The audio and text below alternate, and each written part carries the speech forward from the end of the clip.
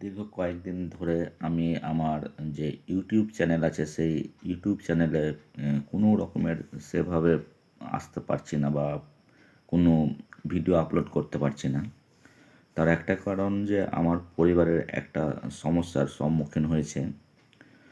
যে সমস্যার সম্মুখীন থেকে এখনও আমরা কিন্তু বেরিয়ে আসতে পারিনি।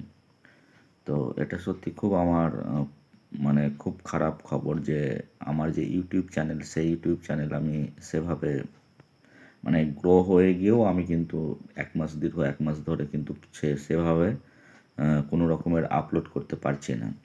কারণ আমার পরিবারে একটা বড় দুর্ঘটনা ঘটে গেছে।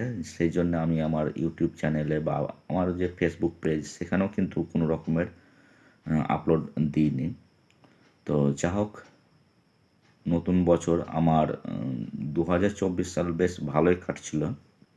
কিন্তু যেটা বলবো আপনাদের আজ, যে আমার ২০২৪ সালের একেবারে শেষ প্রান্তে এসে মানে ডিসেম্বর মাসে এমন একটা বড় দুর্ঘটনা ঘটেছে পরিবারে, সে জায়গা থেকে কিন্তু কোনোভাবেই আমি বেরিয়ে আসতে পারছি না। তো সেই জায়গা থেকে না বেরিয়ে আসার ফলে আমার ইউটিউব চ্যানেল বা ফেসবুক পেজটা সেভাবে চালানো সম্ভব হয়নি।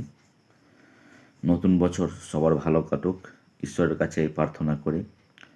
আর আমার এই নতুন বছরের আগামী দিনগুলো যাতে ভালো কাটে, ঈশ্বরের কাছে বা আপনাদের কাছে, আমার যারা ইউটিউব চ্যানেল ফলো করেন তাদের কাছে আশীর্বাদ চাইছি যে আমার আগামী বছর যেন বেশ ভালো কাটে।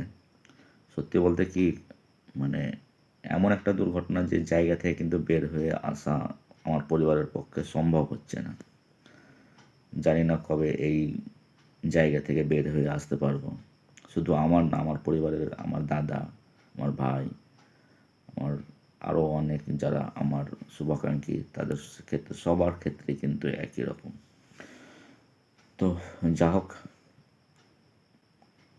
আমার ইউটিউব চ্যানেল বা আমার ফেসবুক পেজ অনেক সমস্যা হয়েছে, তবুও আপনাদের বলছি যে গুড বাই 2004,